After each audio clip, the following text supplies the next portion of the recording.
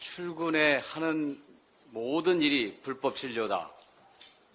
윤석열 대통령의 거부권 행사 이후 진료보조 간호사 PA들이 의료 현장에서 벌어지는 불법 의료 행위에 대해 호소하고 나섰습니다.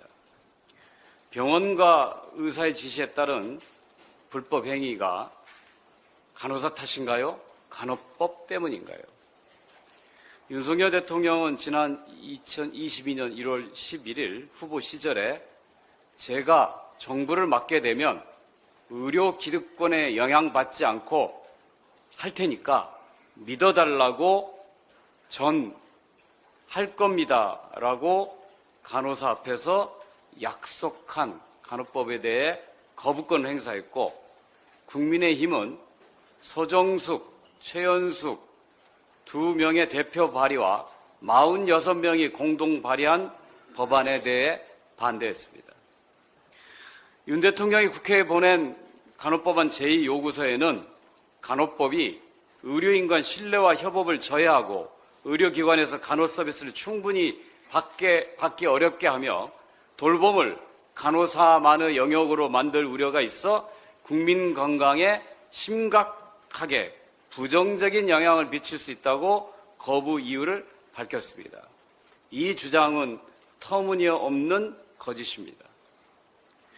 AI에게 간호법이 생기면 의료 현장에서 갈등이 생기거나 국민 건강에 위해가 발생하는지 물어봤습니다. 챗GPT는 개별적인 사례와 상황에 따라 다를 수 있으며 일반적인 경향성을 제시하는 것이므로 절대적인 것은 아니다라고 답했고, MS 빙은 간호법이 제정된다면 간호사의 업무 범위와 권한이 명확해져 의료 현장에서 갈등이 생기지 않을 것으로 예상된다고 했습니다. 직역 갈등의 우려는 잘못된 현행 의료법 때문이지 의료법을 그대로 가져온 간호법 때문에 생기는 것이 아닙니다. 의사, 간호사, 간호조무사, 의료기사는 병원에서 함께 환자를 돌보는 협업관계로 의료기사법이 있다고 해서 임상병리사나 물리치료사가 병원이나 의사의 지시를 거부할 수 없듯이 간호법이 생겼다고 간호사가 의사의 말을 안 듣는 것은 있을 수 없습니다. 오히려 의료인 간의 신뢰는 서로를 존중할 때 생기고, 협업은 의사가 할 일을 간호사에게 떠넘기거나 간호사가 의료기사의 일을 대신해서는 안 되며 업무 범위와 역할을 분명히 해야 가능해집니다. 단일 의료법 체계가 최선인가? 1951년 제정된 의료법은 너무 낡은 옷입니다. 의료법에 모든 것을 담게 되면 옷이 너무 무거워질 것입니다. 지금 현장의 불법 의료행위, 업무 범위 불명확, 직역 갈등 소지는 모두 의료법에 기인하고 있습니다. 의료법의 문제를 해결하지 못하는 정부가 간호법에 누명을 씌워서는 안 됩니다. 진료, 간호, 돌봄으로 이어지는 국민 중심의 의료 체계를 만들려면 의료기관과 의료인을 규율하는 의료법이 기본법 역할을 하면서 의료법, 간호법, 돌봄법이 함께 가는 것이 바람직합니다. 제2요구는 헌법에 따라서 대통령이 제2요구는 헌법에 따라 대통령이 국회 통과 법률에 대해 다시 논의해달라고 요청하는 것이지만, 실제로는 수정안이 아닌 이미 통과 법률에 대해서 다시 투표하는 것입니다. 말이 제2요구지 실제로는 거부권을 행사한 것입니다.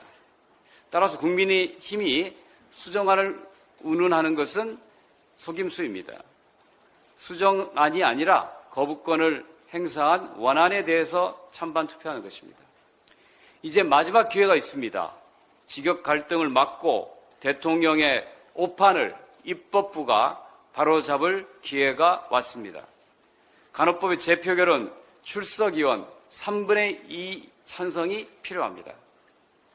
지난번 간호법 표결 때 179명이 찬성했으므로 21명이 더 찬성하면 간호법은 다시 제정할 수 있습니다. 간호법을 발의한 국민의힘 의원은 모두 46명입니다. 이미 간호법 발의자인 최연숙 의원과 김예지 의원이 소신을 당당히 보여줬습니다. 지난 표결 때는 국힘 지도부의 강요에 못 이겨 퇴장했지만 이번에는 무기명 비밀 투표이므로 각자 헌법기관인 국회의원의 양심과 상식에 따라 용기를 보여주면 됩니다. 미진한 점은 국회가 이후에 보완 입법으로 해결할 수 있습니다.